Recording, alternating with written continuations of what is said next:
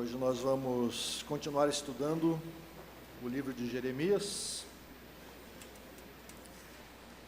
Os que não me conhecem ainda, eu sou o pastor Jonathan Hack, e um dos professores adjuntos da classe. O pastor Arival me convidou hoje para continuarmos nosso estudo de Jeremias. Nós já estudamos alguns capítulos de Jeremias, tivemos já 3 aulas estudando esse profeta, e vimos a missão de Jeremias no capítulo 1, depois vimos a situação do povo e o chamado ao arrependimento que Jeremias faz lá no capítulo 2, vimos que o povo não se arrependeu mesmo com a reforma que Josias fez, e Deus fica muito triste, com o coração partido, porque o povo é rebelde, não se arrepende. E na última vez que nós conversamos, nós estudamos o capítulo 3 até o comecinho do capítulo 4, quando Jeremias apresenta novamente um apelo ao arrependimento e fala do problema de idolatria do povo. O povo deve confessar seu pecado para poder alcançar uma reconciliação com Deus. Isso que nós vimos até agora. E hoje nós vamos tentar trabalhar um pouquinho mais o livro de Jeremias, vendo os capítulos de 4 a 6. Alguns capítulos a gente tem que passar um pouquinho mais rápido, senão nós vamos levar muitos anos estudando esse livro. É um livro grande, na verdade é um livro que tem mais conteúdo, mais texto no Antigo Testamento. Ele tem mais texto que o livro de Salmos. Embora tenha menos capítulos, ele tem mais conteúdo, mais volume. Então, realmente é o maior livro da Bíblia. E, como todo texto profético, é um texto difícil, muitas vezes, de ser lido, de ser entendido, porque esses textos eles foram, muitas vezes, compilados de diversas pregações, diversas falas dos profetas, e esse é o caso, realmente, que a gente percebe, inclusive, nesses capítulos que vamos olhar agora.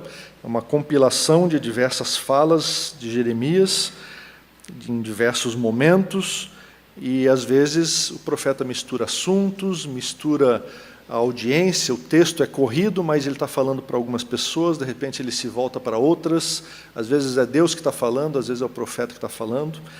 O profeta usa sempre uma linguagem muito poética, muito hiperbólica, muito metafórica, muito cheia de figuras de linguagem. Por isso a gente tem que ter sempre bastante cuidado ao interpretar os textos proféticos, para poder entender aquilo que Deus tem para nós. Antes de começarmos a ler, eu gostaria de convidá-los a orarmos, nos colocarmos diante de Deus. Pai querido, nós abrimos a Tua palavra hoje para escutarmos a Tua voz, para aprendermos de Ti o que Tu tens para a nossa vida. Pedimos que Teu Santo Espírito ilumine os nossos corações e as nossas mentes, para entendermos o conteúdo da Tua palavra, para entendermos o que Jeremias falou àquele povo naquela época e o que Tu queres falar por meio dessas palavras para nós hoje. Fala conosco hoje, eu te peço, em nome de Jesus. Amém. Vamos abrir então no capítulo 4 de Jeremias. Nós não vamos poder ler todos os 3 capítulos, porque é um texto extenso, e o nosso horário é curto, mas nós vamos ler alguns versículos principais. Então vamos ler o capítulo 4, os versículos 5 e 6. Jeremias 4, versículos 5 e 6. Vamos ler juntos? Anunciai em Judá, fazei ouvir em Jerusalém, e dizei: tocai a trombeta na terra, gritai em alta voz, dizendo: ajuntai-vos, e entremos nas cidades fortificadas. Arvorai a bandeira rumo a Sião, fugi e não vos detenhais, porque eu faço vir do norte um mal, uma grande destruição. Até aí. Essa é a primeira referência que Jeremias faz a esse mal que vem do norte. Nós já vimos, se você não lembra, depois você pode reler os primeiros capítulos, pode acompanhar também pelas aulas que estão disponíveis na internet, o que já foi falado sobre esses primeiros capítulos, e Jeremias está anunciando a sua profecia, dizendo que o povo está errando, o povo é idólatra, o povo tem pecado na presença de Deus. E Jeremias chamou o povo ao arrependimento, mas o povo não tem se arrependido. Ele vai continuar fazendo isso ao longo do livro todo, mas aqui ele já começa a anunciar, então, o juízo de Deus sobre a nação. E ele está dizendo para anunciar em Jerusalém que o próprio Deus está vindo por meio desse agente, dessa nação que ele vai trazer. Ele está vindo do norte fazer juízo contra o seu povo. Então, ele vai desenvolver isso nesse capítulo todo, não dá tempo da gente ler todos esses versículos, mas se você for acompanhando, o capítulo 4 todo vai falar desse mal. Os comentaristas, às vezes, discutem quem realmente é esse povo, se era uma referência aos babilônios ou talvez outros povos que pudessem também trazer esse juízo. É uma discussão que não nos interessa muito e, realmente, hoje em dia, a maioria já entende que Jeremias estava se referindo mesmo aos babilônios, né? Então, é uma primeira referência à ameaça babilônica que veio durante o ministério de Jeremias. Jeremias profetizou durante 40 anos, ele começou lá aproximadamente em 627 a.C., quando a Síria já estava caindo, o poder assírio estava diminuindo, e ficou um intervalo ali de poder, um vácuo, que logo depois a Babilônia já subiu. Estavam acontecendo transformações lá na Mesopotâmia, que levaram um pouquinho de tempo para chegar ali na Palestina. Então, quando Jeremias estava falando essas coisas, provavelmente as pessoas ainda não viam essa ameaça, não percebiam que essa ameaça estava surgindo. E certamente não acreditaram naquilo que Jeremias estava falando. E na próxima ocasião, quando a gente for falar de Jeremias capítulo 7, a gente vai ver claramente por que eles não acreditavam em Jeremias. Era um problema teológico muito sério, para a gente discutir lá no capítulo 7, o famoso sermão de Jeremias. Mas aqui, então, Jeremias está apenas apresentando essa ameaça. E está anunciando esse movimento, você vai ver ali no versículo 7, o versículo 13, o versículo 16 desse capítulo, você vai ver que ele está anunciando que vai vir de uma terra longínqua sitiadores, pessoas que vão cercar a cidade, que vão destruir a cidade. E no ano 605, já houve uma primeira abordagem à cidade, algumas pessoas foram levadas. Os estudiosos dizem que Daniel já foi, né, nessa leva, como um dos jovens, e foi embora lá para o exílio. Logo depois teve uma outra leva, um pouquinho depois do ano 600, em que a cidade foi sitiada e derrotada, e levaram mais algumas pessoas, até que finalmente, em 587, 586, a cidade foi totalmente destruída, o templo foi destruído, e levaram a terceira leva de exilados.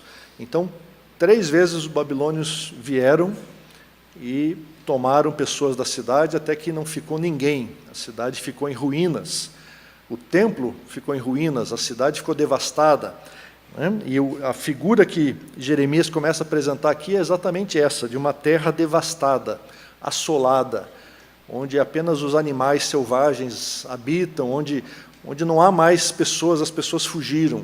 E é isso que a gente vai ver que acontece no final do livro dele.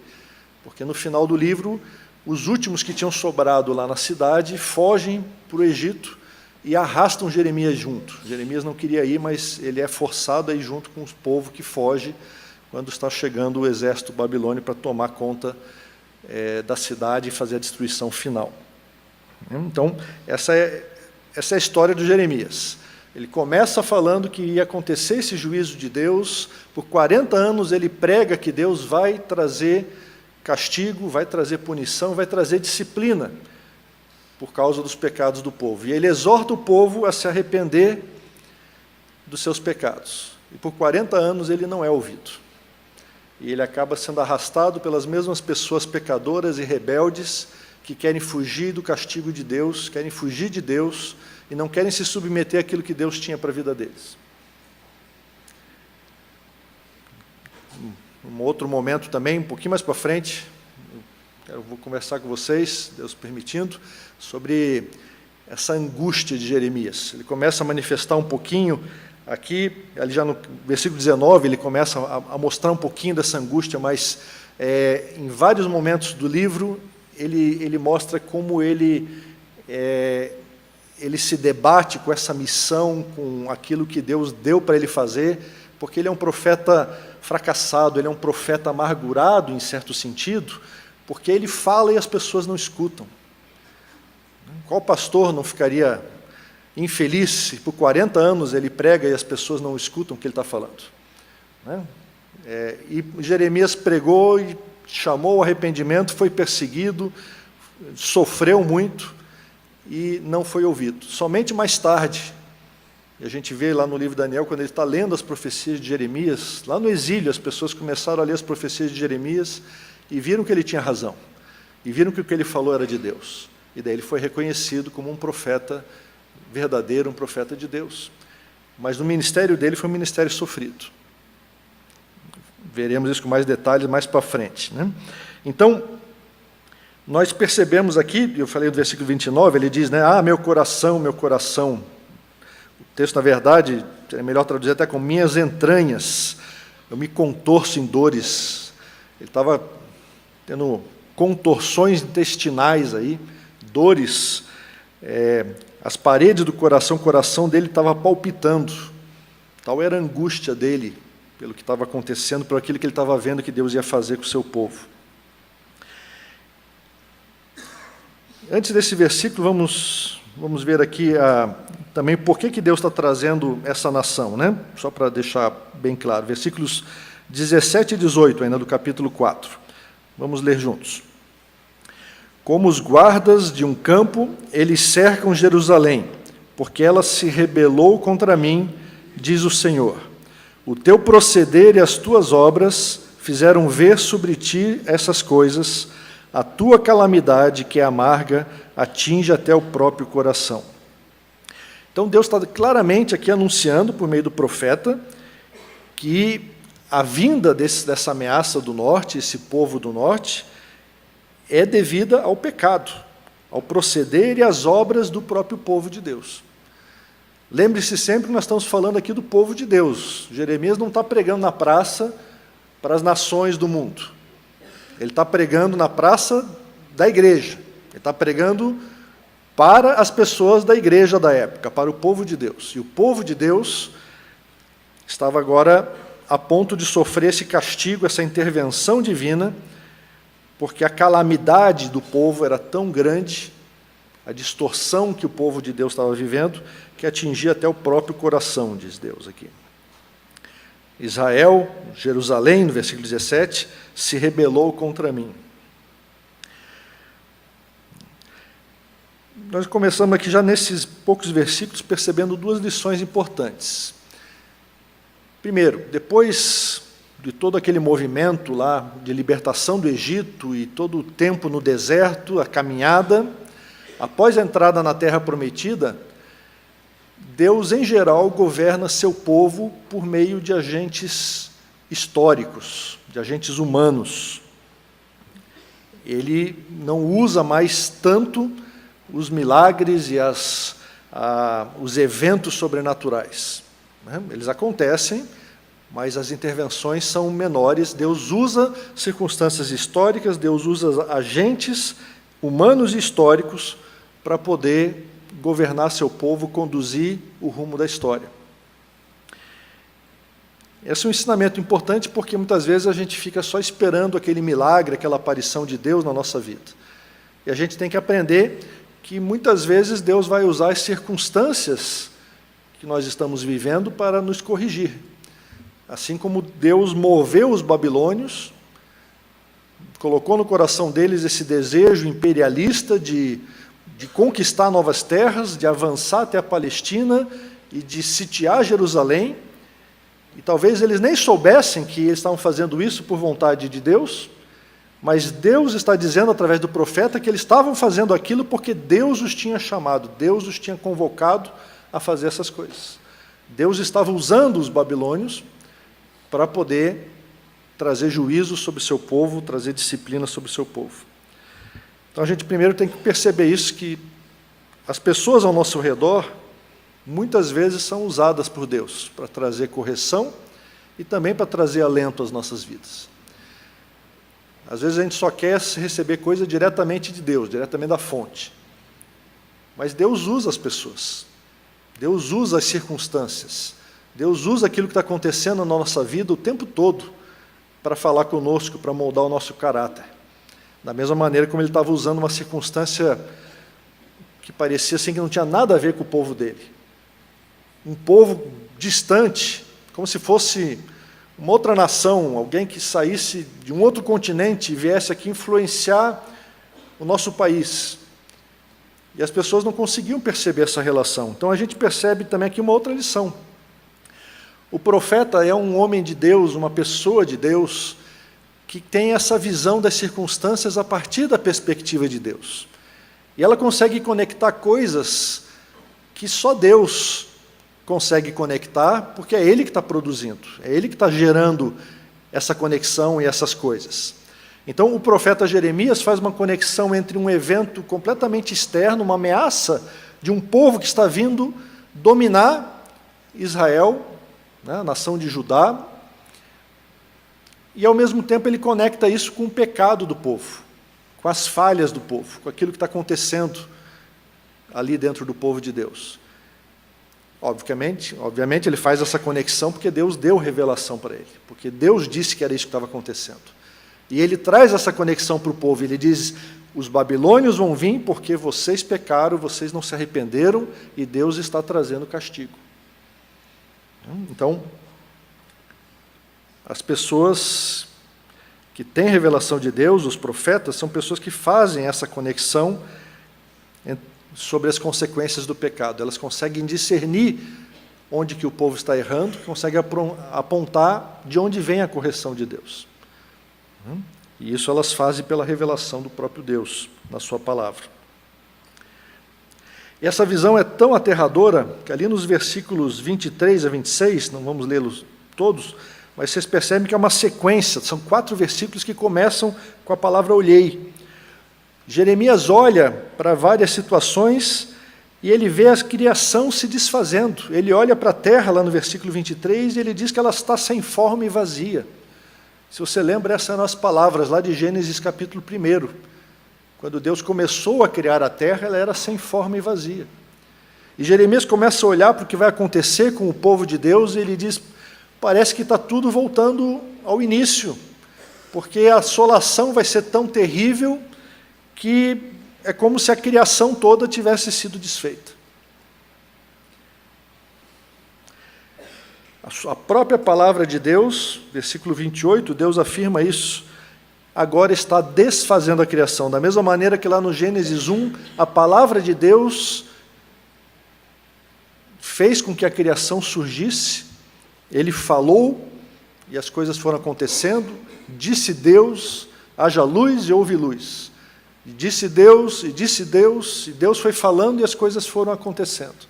E agora no versículo 28 você vê lá que Deus disse, falei, resolvi e não me arrependo nem me retrato. É Deus que está falando, eu agora vou fazer essa assolação, eu vou desfazer a criação.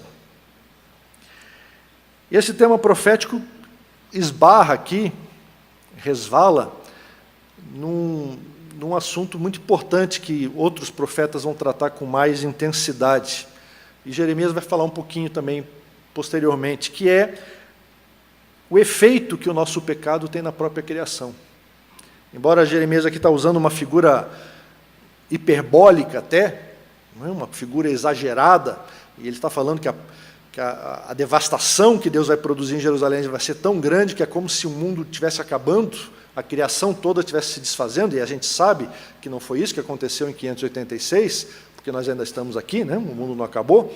Então, mas ele pinta com cores muito vivas, com uma linguagem poética, mostrando que, fala no versículo 25, não havia homem nenhum, todas as aves dos céus fugiram, a terra fértil era um deserto, as cidades foram derribadas. Parece assim aquele cenário de filme pós-apocalíptico em que não tem mais nada sobrou, nenhuma vida sobre a terra. Mas ele, de certa maneira, ele também comenta como o nosso pecado afeta toda a criação. Oséias 4 vai falar sobre isso, que o nosso pecado, a nossa falta de ética, a nossa falta de compromisso com Deus, não afeta só a nossa vida, mas afeta toda a natureza, afeta toda a criação de Deus.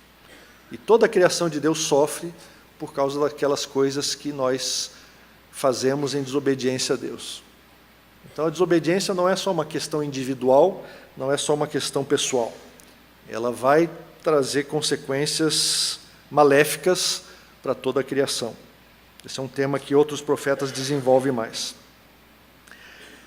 Mas então no capítulo 5 ele começa a descrever um pouquinho mais, e de novo ele já tinha falado, especialmente lá no 2, sobre qual era o problema do povo, e agora ele começa a descrever com mais intensidade o que está acontecendo. Vamos ler juntos os primeiros 5 versículos. Capítulo 5 de Jeremias, versículos de 1 a 5. Vamos ler. Dai voltas às ruas de Jerusalém, vede agora, procurai saber, buscai pelas suas praças, a ver se achais alguém, se há um homem que pratique a justiça ou busque a verdade, e eu lhe perdoarei a ela. Embora digam, tão certo como vive o Senhor, certamente juram falso. Ah, Senhor, não é para a fidelidade que atentam os teus olhos? Tu os feriste e não lhes doeu. Consumiste-os e não quiseram receber a disciplina. Endureceram o rosto mais do que uma rocha, não quiseram voltar. Mas eu pensei, são apenas os pobres que são insensatos, pois não sabem o caminho do Senhor, o direito do seu Deus. Irei aos grandes e falarei com eles, porque eles sabem o caminho do Senhor, o direito do seu Deus. Mas estes, de comum acordo, quebraram o jugo e romperam as algemas. Até aí. Ele começa a falar, e o capítulo continua, falando de vários problemas que o povo estava enfrentando. E a gente começa a perceber aqui que não há ninguém justo no meio do povo. Que fala dura essa de Jeremias, ali no versículo 1. Se vocês lembram, quando Deus apareceu a Abraão, lá em Gênesis 18, Abraão negociou com ele que talvez se em Sodoma e Gomorra tivessem 50 justos, Deus pouparia a cidade. E ele foi negociando 40, 30, 20, 10, e mesmo assim a cidade foi destruída. E Deus diz aqui, se tiver um justo, eu vou perdoar a cidade. E ele está dizendo, não tem nenhum justo no meio do povo de Deus. Ele não está falando sobre as nações ímpias. Ele está falando sobre a igreja do Antigo Testamento, o povo de Deus, a congregação santa. Essa congregação santa que não tem nenhum justo. Ninguém que pratique a justiça ou busque a verdade. Que situação calamitosa da igreja de Jeremias. Além disso, as pessoas eram mentirosas. Elas juravam com a mão na Bíblia, elas diziam, um procedimento que a gente tem muitas vezes nos tribunais, tão certo como vive o Senhor, quer dizer, eu juro pela presença de Deus, eu juro por tudo que me é mais sagrado, eu juro com a mão na Bíblia, mas certamente juram falso. As pessoas da igreja eram pessoas mentirosas, faziam juramentos falsos. E o que é pior, Jeremias fala no versículo 3, não quiseram receber a disciplina, endureceram o rosto mais do que uma rocha, não quiseram voltar. As pessoas não querem se arrepender. Jeremias está falando, está chamando ao arrependimento, está falando que eles estão pecando, mas elas não querem voltar para Deus, elas não querem entender o que estão fazendo de errado. E daí Jeremias diz assim, talvez seja só os pobres. Os pobres aqui não tanto no sentido apenas econômico, mas no sentido de acesso à informação. Porque ele diz, olha, talvez esses pobres sejam insensatos, porque não sabem o caminho do Senhor, o direito do seu Deus. Os pobres muitas vezes não têm condições de estudar, então eles não estão instruídos na palavra de Deus, eles não conhecem os mandamentos. Talvez seja por isso que eles agem dessa maneira e tem tanta imoralidade, tanta mentira, tantas coisas acontecendo. Daí ele diz no versículo 5, eu irei aos grandes. Eu vou então às pessoas poderosas, às pessoas que têm títulos universitários, que são mestres, doutores, poderosos da nação, pessoas que estão em alto poder, os executivos principais das principais instituições. Falarei com eles, porque eles conhecem o caminho do Senhor. Eles conhecem a Bíblia, eles estudaram, eles sabem o que Deus quer das pessoas. Mas ele diz ali no versículo 5, mas estes de comum acordo quebraram o jugo e romperam as algemas. Os poderosos conhecem a Bíblia, as pessoas instruídas conhecem a Bíblia, mas elas de comum acordo não querem seguir o que está escrito na Bíblia.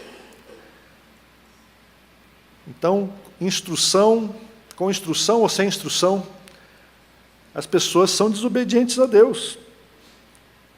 Os crentes da época de Jeremias não queriam seguir os mandamentos de Deus. Mas nós vamos ver que isso não impedia que elas fossem à igreja. Já chegamos lá. Por isso que Deus declara, vamos voltar um pouquinho ali no 4:22. Vamos ler junto esse versículo, que é um versículo importante. Eu vou voltar um pouquinho para cá e andar um pouquinho para o 6 também, para a gente perceber como é que é a situação do povo. 4:22, juntos. Deveras, o meu povo está louco, já não me conhece, são filhos nécios e não inteligentes, são sábios para o mal e não sabem fazer o bem. Que declaração de Deus acerca do seu povo. Deus está falando isso acerca do meu povo, da igreja. Ele está dizendo, o meu povo está louco, já não me conhece. São filhos nécios, são filhos insensatos.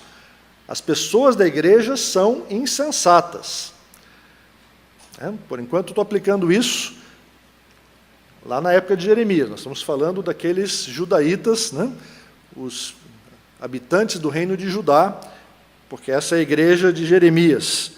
Mas você já pode começar a extrapolar e pensar na igreja de hoje. Porque esse é o nosso objetivo. Nosso objetivo é aplicar a palavra de Deus à realidade de hoje. E você tem que fazer essa análise. Será que essas palavras que Deus está falando para o seu povo naquela época, elas servem para mim hoje? Será que elas servem para nós hoje? Para o povo de Deus hoje? Para a igreja local, para a igreja nacional, para a igreja mundial? Será que Deus está falando essas coisas? O meu povo está louco, já não me conhece? São sábios para o mal. Será que a igreja tem ficado astuta, como as pessoas do mundo, e tem usado esquemas de artifícios para fazer o mal, para buscar seus próprios interesses? Não sabem fazer o bem. O povo de Deus foi chamado para uma missão específica na terra, para representar Deus, para ser a presença de Deus em toda a terra, para levar toda a criação a glorificar o nome de Deus. Mas em vez de levar a criação a glorificar o nome de Deus, nós causamos a destruição da criação, como a gente viu naqueles versículos, e nós ficamos peritos e estudados em fazer o mal. Isso aconteceu já no passado. E a gente estuda a história da igreja, a gente olha para aquele período da Idade Média e a gente diz, como é que a igreja pode ter feito tantas coisas assim? Como é que papas e bispos e tantas pessoas poderosas e tantos teólogos que conheciam tanto a Bíblia puderam deixar isso acontecer? E a gente olha para o que acontece hoje em muitas igrejas católicas e evangélicas, e a gente pergunta, como é que essas pessoas que conhecem tanto da Bíblia deixam essas coisas acontecerem?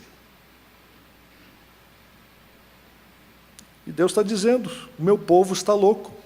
2.600 anos atrás, gente.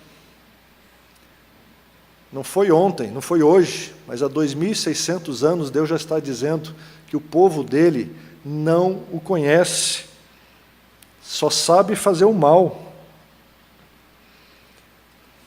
Eles negaram o próprio Senhor. Vamos dar uma lida lá nos capítulo 5, versículo 10 a 12. Vamos ler mais uma descrição de Jeremias. Capítulo 5, versículos 10 a 12. Subi vós aos terraços da vinha, destruía, porém não de todo. Tirai-lhe as gavinhas, porque não são do Senhor. Porque perfidamente se houveram contra mim, a casa de Israel e a casa de Judá, diz o Senhor. Negaram ao Senhor e disseram, não é Ele, e nenhum mal nos sobrevirá, não veremos espada nem fome. Esses versículos, Deus está dizendo, no versículo 10, que os israelitas, a casa de Israel e a casa de Judá, não são do Senhor. Deus está se separando, está lavando as mãos, está dizendo, olha, eles não são de Deus. A igreja não é de Deus. Hoje é muito comum essa expressão. Isso é de Deus, isso não é de Deus.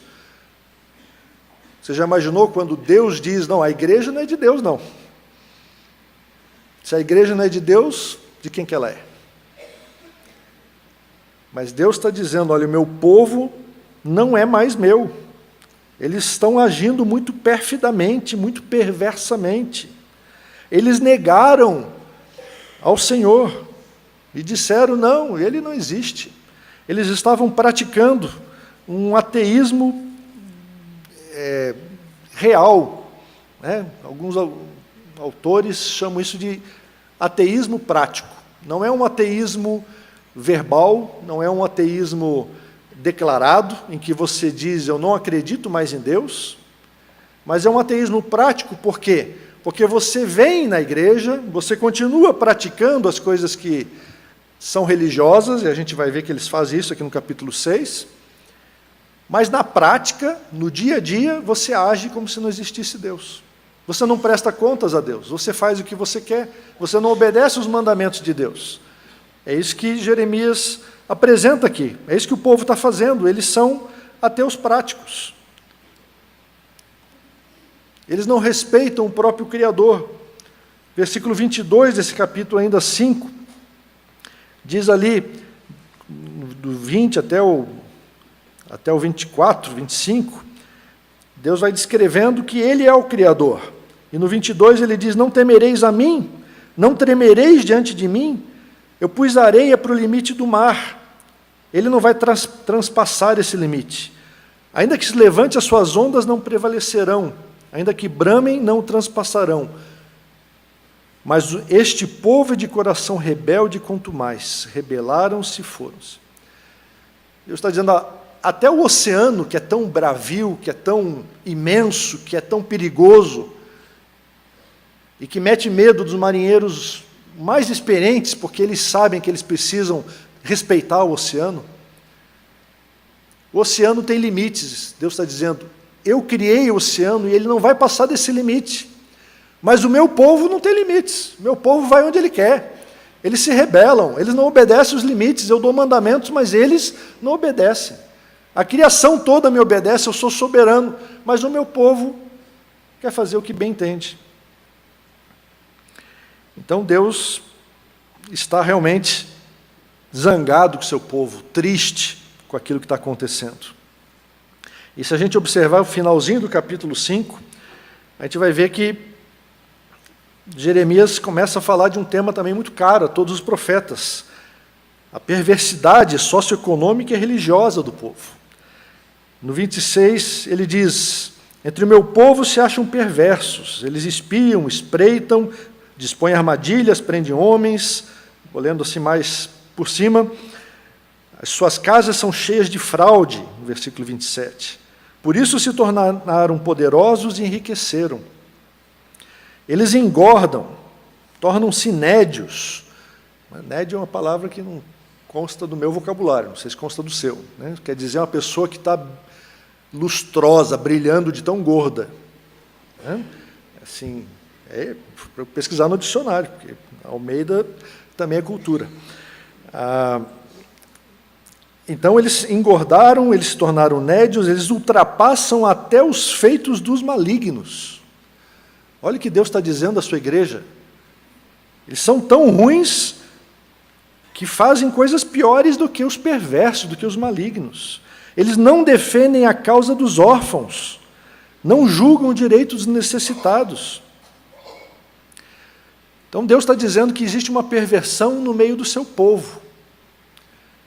Uma perversão entre as pessoas que podem fazer alguma coisa para estabelecer o shalom de Deus, a justiça de Deus, e essas pessoas não fazem, porque elas são perversas. Elas fazem coisas piores do que os malignos, elas usam de fraude, elas enganam as outras pessoas. E às vezes a gente fica pensando, não, mas isso foi só no tempo de Jeremias. Mas eu quero chamar você a pensar na igreja de hoje, a pensar nos poderosos que se reúnem aqui conosco. Talvez você seja um deles. Talvez você tenha algum poder nas suas mãos. Mesmo como simples dono de casa ou dona de casa, você tem poder sobre pelo menos a sua casa. Como condônimo num prédio, você tem poder sobre aquele prédio. Você ajuda a tomar decisões. Você participa de várias esferas de vida. Seja na escola, no trabalho, onde você mora. Nós participamos de várias esferas. Como cidadão brasileiro, você participa do que acontece nesse país.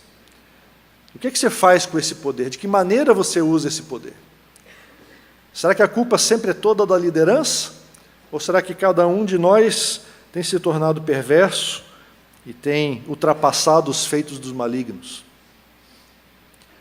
Quando o perverso age perversamente, a gente pode se entristecer, mas a gente diz, bom, é normal, é a natureza do perverso fazer coisas erradas. Mas quando o povo de Deus age perversamente, é motivo de clamarmos a Deus, de chorarmos, de nos angustiarmos, e pedirmos a Deus, traz um reavivamento à tua nação, traz um reavivamento para a tua igreja, porque nós precisamos ser diferentes, nós precisamos ser um povo que não usa fraude, um povo que é honesto, que pratica a justiça, um povo que defende a causa do órfão, que defende o direito do necessitado, porque Deus nos chamou para essas coisas.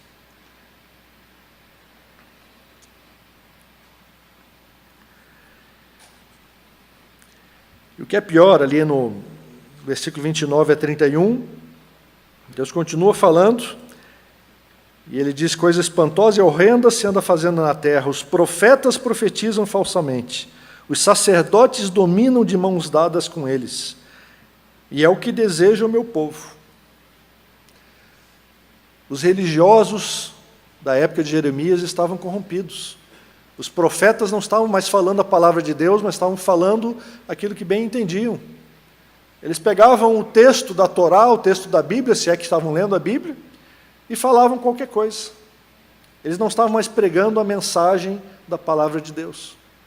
Os sacerdotes não estavam mais agindo da maneira correta, mediando o povo e levando-o à presença de Deus. Mas essas duas categorias, profetas e sacerdotes, eles estavam dominando de mãos dadas. Mas Deus dá uma tacada aqui na espinha, né? Ele diz, é o que deseja o meu povo. Essa percepção ela é dura de ouvir, mas eu queria que você meditasse sobre isso. Porque não existe liderança corrupta sem um povo que deseje isso. E talvez essa seja uma reflexão dura para a gente fazer nesse país, um país onde a corrupção anda solta. E Deus está falando isso para a igreja dele, mas isso se aplica em várias esferas da vida. É o povo que deseja essa liderança corrupta, porque quando o povo quer mudança, quando o povo quer honestidade, quando o povo quer uma liderança que seja honesta, o povo começa a se mobilizar para isso, de várias maneiras. A primeira maneira que a gente pode começar a fazer isso, pelo menos como igreja, é orando a respeito, é clamando a Deus, é buscando uma intervenção divina para que as coisas mudem, para que a nossa igreja mude, para que a nossa nação mude. Nós precisamos levantar esse clamor na presença de Deus. Mas a gente percebe essa lição que o Novo Testamento vai continuar a falar e vai continuar a trazer, uma lição que Lá no capítulo 22, versículo 16, se você quiser anotar, Jeremias também repete. E lá nesse versículo ele diz: julgou a causa do aflito e no necessitado, por isso tudo lhe ia bem. Porventura não é isso conhecer-me, diz o Senhor. Nesse texto, Jeremias está falando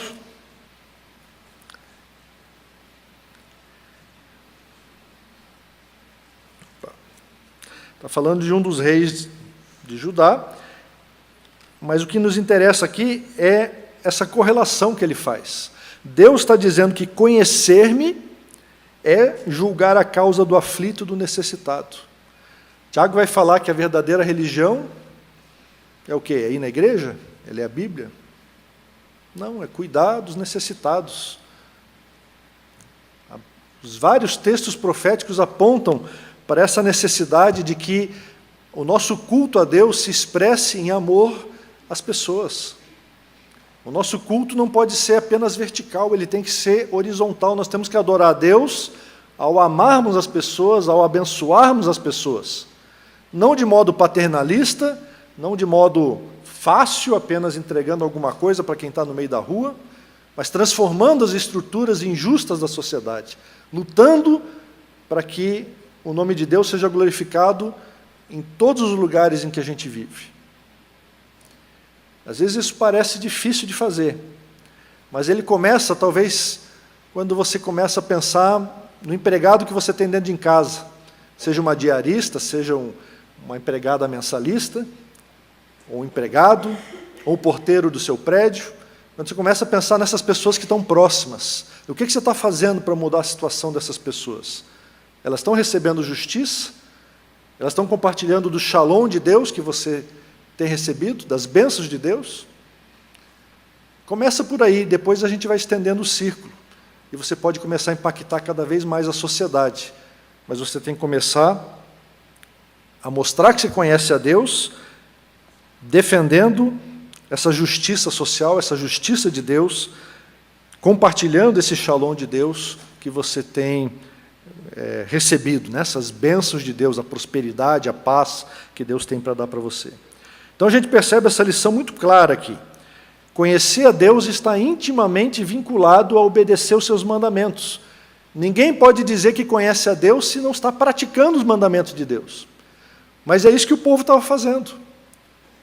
O povo estava criando essa dicotomia, eles estavam vindo à igreja, eles estavam fazendo a religião funcionar, mas na prática, na vida diária, eles eram mentirosos, eram desonestos, eles eram gananciosos, eles não defendiam os direitos dos necessitados.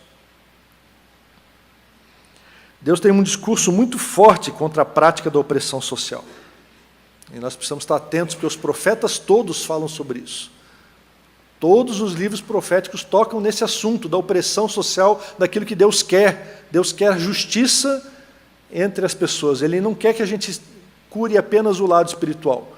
Reconciliação com Deus implica também em nos reconciliarmos como seres humanos, em vivermos na presença de Deus, compartilhando das bênçãos de Deus.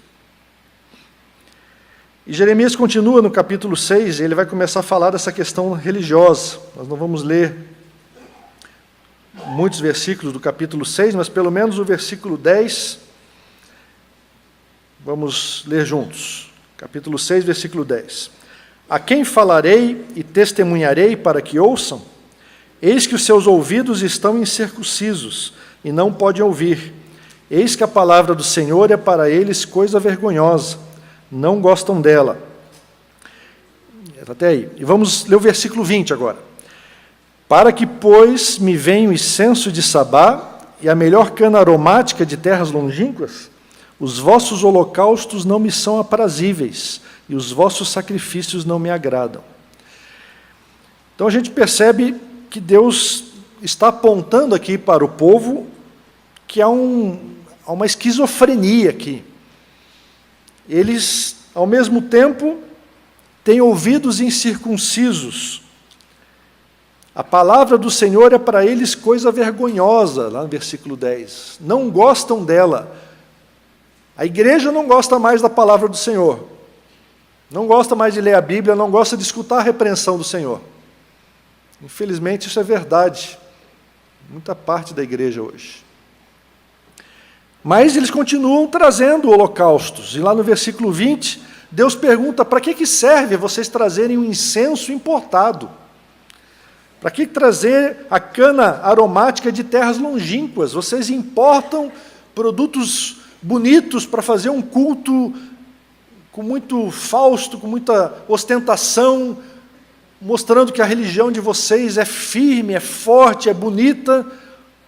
O culto tem muitos cantores e todos aparecem com a Bíblia debaixo do braço, vestidos bonitinhos, todos sociais, e tudo parece muito bom.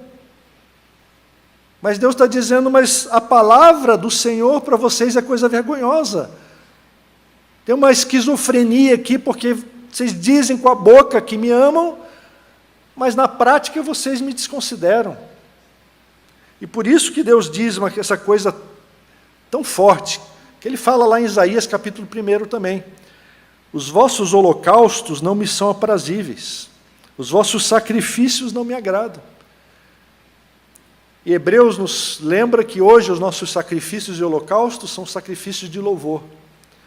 Deus está dizendo, não adianta você vir aqui ficar cantando 2 horas, ficar louvando, e levanta a mão, e balança, e se prostra. A sua vida não corresponde a esse louvor, isso não adianta nada. Não quer dizer que você não deve fazer essas coisas. A gente deve adorar a Deus, a gente deve louvar com todo o nosso coração. Mas se o seu louvor está dissociado do resto da sua semana, do que você faz no seu dia a dia, Deus está dizendo, isso não me é aprazível, isso não me agrada. Eu até fico com asco, com nojo dessas coisas, porque vocês vêm aqui como hipócritas, e cantam, e louvam, e apresentam sacrifícios, e dão ofertas, e dão dízimos, e fazem tudo bonitinho. Daí vira segunda-feira, vocês nem me conhecem mais. Não sabem quem eu sou, não são honestos nas coisas que vocês fazem, não tratam as pessoas com dignidade, não cuidam dos necessitados. Não fazem aquilo que disseram que iam fazer no domingo. Então há uma esquizofrenia, uma dicotomia no povo de Deus. Por isso é importante a gente aprender essa lição. Deus não aceita culto sem obediência. Nós precisamos confessar a nossa desobediência, precisamos nos arrepender dos nossos maus caminhos para poder adorar o Senhor. A verdadeira adoração é fruto da obediência. Então nós precisamos fazer esse exame. Hoje, novamente, é um dia de ceia, um dia de comunhão com o Senhor. A ceia é um meio de graça que coloca você na presença do Senhor. Mas como é que você pode ter comunhão com o Senhor se a sua vida não está alinhada com Ele? Se é só da boca para fora? Esse alinhamento precisa vir lá de dentro. Precisa vir de querer conhecer os mandamentos de Deus, querer conhecer a instrução de Deus e querer seguir aquilo que Deus tem para a sua vida. Em todas as áreas. Não é só na área religiosa, não é só na área das coisas espirituais, de ler a Bíblia, fazer oração, participar do culto e vir à igreja todo dia. Essas coisas podem ser feitas, mas elas não adiantam nada, Deus está dizendo, se elas são apenas religiosidade, se elas não se conectam com o restante da sua vida. A Bíblia não faz divisão entre secular e sagrado. Tudo pertence a Deus. Tudo que você faz é de Deus. Todas as áreas da sua vida pertencem a Deus. 1 Coríntios 10, 31, Paulo diz, todas as coisas que você fizer, faça para a glória de Deus. Tudo. E se você não está fazendo, tem alguma coisa errada que precisa ser consertada. E nesse capítulo 6 também, passando rapidamente, ele fala novamente sobre a liderança. Ele diz que no povo de Deus, desde o menor deles até o maior, cada um se dá a ganância, no versículo 13. Tanto o profeta como o sacerdote usam de falsidade. Curam superficialmente a ferida do meu povo, dizendo paz, paz, quando não há paz. Serão envergonhados porque cometem abominação, sem sentir por isso vergonha. nem sabem que coisa é envergonhar-se. A própria liderança do povo de Deus naquela época era uma liderança corrupta, uma liderança sem vergonha. Isso que Deus está dizendo aqui, ó. Eles cometem abominação sem sentir vergonha. Deus está dizendo para os religiosos daquela época, vocês são sem vergonhas.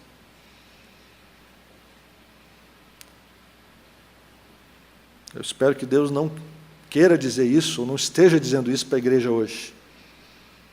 Que nós somos sem vergonhas. Que nós também fazemos abominação, nós cometemos pecados e não temos nenhum peso no coração. Mas muitas vezes nós temos feito isso. Muitas vezes nós temos entrado no ritmo do mundo e não percebemos como nós somos parecidos com os malignos, com os perversos. E como nós temos esquecido do padrão de Deus. Por isso que é preciso a gente ler a palavra de Deus, por isso que é preciso a gente se confrontar com a palavra de Deus constantemente. Para a gente ser chamado a atenção, para a gente acordar e perceber, puxa vida, o meu padrão, a minha vida não está de acordo com aquilo que Deus quer. E assim a gente vai conseguir ser transformado e vai poder mudar o mundo. E nós precisamos tomar cuidado, porque eu creio que também hoje muitos religiosos são como esse profeta, esse sacerdote que Jeremias está falando, que usam de falsidade. Há muitos líderes religiosos hoje que não têm pregado a verdadeira palavra de Deus. Por isso que nós precisamos ter ouvidos atentos, precisamos ter ouvidos críticos. Nós precisamos ser como os bereanos lá do livro de Atos, nós precisamos conferir com a palavra de Deus tudo que é ensinado. Mesmo aqui e agora, aquilo que eu estou falando para vocês têm que conferir com a palavra de Deus. Vocês têm que ler e ver se é isso que está escrito. Vocês têm que estudar o livro de Jeremias, vocês têm que estudar os outros livros da Bíblia e ver se aquilo que eu estou falando é coerente com tudo aquilo que Deus ensina. Não aceitem qualquer palavra, qualquer ensino, só porque a pessoa se intitula pastor, bispo, apóstolo, ou qualquer outra função diante de Deus. É a palavra de Deus que tem que tocar o nosso coração, é a palavra de Deus que tem que transformar a nossa vida, e não a fala dos homens. Então nós temos que tomar cuidado, e temos que ser críticos, e temos que buscar de Deus pessoas preparadas, homens que são éticos e que têm conhecimento daquilo que Deus transmitiu na sua palavra, para que não caiamos em erro. Mas eu queria terminar essa fala de Jeremias, nesses capítulos, dando uma palavra de esperança, porque o quadro aqui é feio, né? Esses capítulos são capítulos quase que apocalípticos. Jeremias está pintando um cenário da igreja, que é um cenário que deixa você deprimido. Mas Deus sempre traz a esperança. E lá no versículo 18 do capítulo 5, ele repete, 3 vezes ele repete, no 4:27, no 5:10 e agora no 5:18, que a gente vai ler, diz assim: contudo, ainda naqueles dias, diz o Senhor, não vos destruirei de todo. Nesses 3 capítulos de destruição, devastação, de anúncio, de juízo, Deus repete que Ele não vai destruir de todo, Ele vai deixar um remanescente. Porque Deus sempre deixa a ponta da esperança, a porta aberta, Ele sempre tem um projeto de reconciliação, Ele sempre deixa o anúncio de que a coisa pode mudar. E essa é uma coisa importante para a gente aprender nas profecias. A esperança de Deus é que o povo se arrependa. Por isso, ali no versículo 19, o versículo seguinte, o texto diz: quando disserem, por que nos fez o Senhor nosso Deus todas essas coisas? Então lhes responderás: como vós me deixastes e servistes a deuses estranhos na vossa terra, assim servireis a estrangeiros em terra que não é vossa. O objetivo de toda a disciplina de Deus é levar o povo à consciência de que Deus está trabalhando na vida deles, de que Deus os castigou pelos seus pecados e Deus quer purificá-los dos pecados e dos erros. Deus não castiga apenas por castigar, mas Ele quer transformar, e Ele quer levar as pessoas ao arrependimento. Por isso que Ele não destrói completamente. Deus poderia simplesmente fazer cair fogo do céu, como fez com Sodoma e Gomorra. Mas ele levanta profetas e ele anuncia, como o pai e a mãe falam aos seus filhos e dizem: é melhor você mudar de atitude, porque senão nós vamos conversar. Daqui a pouquinho a gente vai chegar em casa, nós vamos ter que conversar. Daí você fala uma vez, você fala duas vezes, é melhor você começar a obedecer, porque senão vai ter uma conversa. Os pais não precisam falar isso. O filho já sabe que tem que obedecer, desde que ele nasce ele já aprendeu isso aí. Na hora que desobedece, já pode chegar e sentar a mão. Ou hoje não pode mais sentar a mão, tem uma conversa, né? Tem uma conversa suave, né? Então, os pais não precisariam fazer isso, mas eles fazem, eles ficam advertindo. Por quê? A advertência visa produzir mudança de comportamento. Os pais estão querendo ver se o filho se arrepende antes de chegar à disciplina. Mas quando não chega, tem um momento que você diz: bom, tentei, você continua rebelde, você continua desobediente, nós vamos ter que aplicar agora alguma disciplina. É isso que Deus está fazendo com o seu povo. Deus está dando chance, mas mesmo o anúncio do castigo, mesmo quando você já diz para o filho, a gente vai ver isso em Jeremias, que vai acontecer nos capítulos seguintes, quando Deus diz: olha, agora não tem jeito, a vara vai pegar, o castigo está chegando, mesmo nesse momento, se há arrependimento no coração, sempre há misericórdia da presença de Deus. Como todo pai, toda mãe vai ter misericórdia do filho que está contrito, arrependido pelo que fez. Você pode até disciplinar, mas você vai disciplinar de maneira mais branda. Muito mais branda do que se o filho estiver chutando a sua canela, xingando e tentando te morder. Não é? Porque a gente reage também de acordo com a rebeldia ou com a mansidão do coração, com o arrependimento. E Deus faz isso com o seu povo também. Então, quando ele anuncia o juízo, ele está buscando esse arrependimento. Mas o povo desprezou esse apelo divino. A gente viu lá no capítulo 5, versículos 23 a 25, Deus falando que o povo era duro e quanto mais. Versículo 10 do capítulo 6, a gente vê que o povo não escuta mais o que Jeremias está falando. E o texto termina, o capítulo 6, dizendo que eles são prata de refúgio. Eles não servem para nada. Esse povo que está aí, essa igreja, não serve, porque o Senhor os refugou. Eles não passaram no teste, eles não são obedientes. Mas eu queria terminar com o versículo 16 do capítulo 6. Porque Deus nos chama aqui ao arrependimento, Ele nos dá o caminho. Embora o povo daquela época tenha dito, no final do 16, eles dizem: não andaremos. Mas o que Deus está nos chamando a fazer é: ponde-vos à margem do caminho e vede, perguntai pelas veredas antigas, qual é o bom caminho? Andai por ele e achareis descanso para a vossa alma. Talvez a sua Bíblia tenha uma letrinha, uma referência lá embaixo, apontando para Mateus 11, 29, porque foi Jesus que repetiu essas palavras. E Jesus disse: tomai sobre vós o meu jugo e aprendei de mim, porque sou manso e humilde de coração, e achareis descanso para a vossa alma. Jesus é o bom caminho. Nós precisamos voltar para as veredas antigas, precisamos voltar para a palavra de Deus, precisamos perguntar qual é o bom caminho. E Jesus está dizendo: eu sou o caminho. E é nessa nota que eu queria terminar essa nossa análise do texto de Jeremias, essa compreensão de que a situação é triste. Mesmo no meio do povo de Deus há pecado. Ninguém é justo, não há nenhum justo sobre a terra, nenhum sequer. Todos carecem da presença de Deus, da glória de Deus. Mas o bom caminho é Jesus. Ele quer trazer descanso para as nossas almas. E nós precisamos nos apegar a essa palavra de Jeremias, nós precisamos buscar as veredas antigas, nós precisamos estudar aquilo que Deus tem para as nossas vidas e nos apegar ao bom caminho, senão nós vamos acabar como o povo de Judá. E nós vamos sofrer também os castigos de Deus, a repreensão de Deus. Por isso que lá em Hebreus o texto diz: esforcemo-nos, pois, por entrar naquele descanso, a fim de que ninguém caia seguindo o mesmo exemplo de desobediência. Hebreus 4:11 estava falando do povo de Israel, que teve tantas oportunidades, teve tantos profetas falando para eles sobre arrependimento, mas eles não conseguiram encontrar descanso em Deus. Eles foram desobedientes.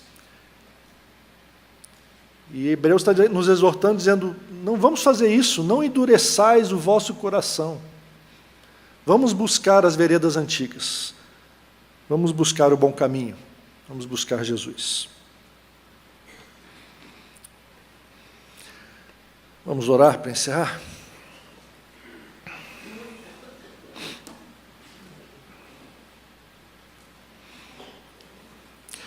Senhor Deus, eu quero levantar um clamor aqui, reunido com a Tua igreja.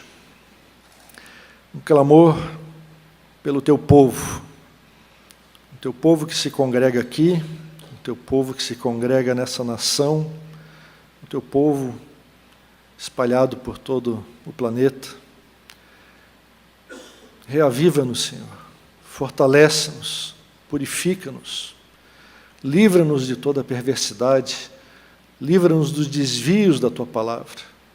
Nós queremos buscar o bom caminho. Nós queremos voltar às veredas antigas.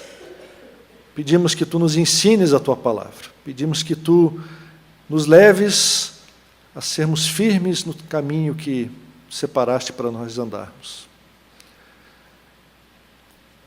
Tira toda esquizofrenia do meio do Teu povo, Senhor. Tira toda incoerência.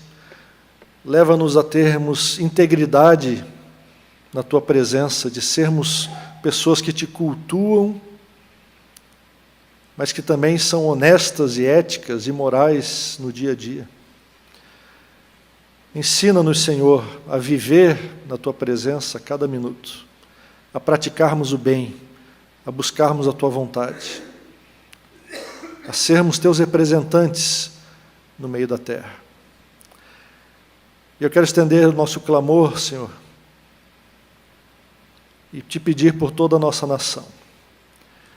Senhor, a nossa nação tem sofrido enfermidades crônicas de corrupção, de desonestidade, de impunidade, tantas coisas, Senhor, que têm machucado o nosso povo, tanta opressão social, tanto desequilíbrio econômico, tantas vidas que estão angustiadas e querem solução e não sabem onde encontrar a solução, não sabem qual é o caminho, Senhor. Eu quero clamar por essa nação, Senhor, quero clamar pelo nosso país, quero clamar que Tu levantes líderes que sejam conforme a Tua vontade, que hajam conforme a Tua vontade. Líderes que não sejam fraudulentos nem desonestos. Quero levantar esse clamor também pela nossa Igreja Nacional, que terá eleições brevemente. Que Tu confirmes líderes que são de acordo com a Tua vontade, que Tu levante pessoas que são éticas e morais e responsáveis. Reaviva a Tua igreja e usa-nos, Senhor, age por meio da Tua igreja para transformar essa nação, para que possamos implementar a Tua justiça no meio do nosso povo. Desperta em nós, Senhor, o desejo de podermos cooperar contigo nesse projeto de construirmos um país melhor, um país que se adequa aos Teus mandamentos, à Tua vontade. Nós pedimos tudo isso em nome do nosso Senhor Jesus. Amém.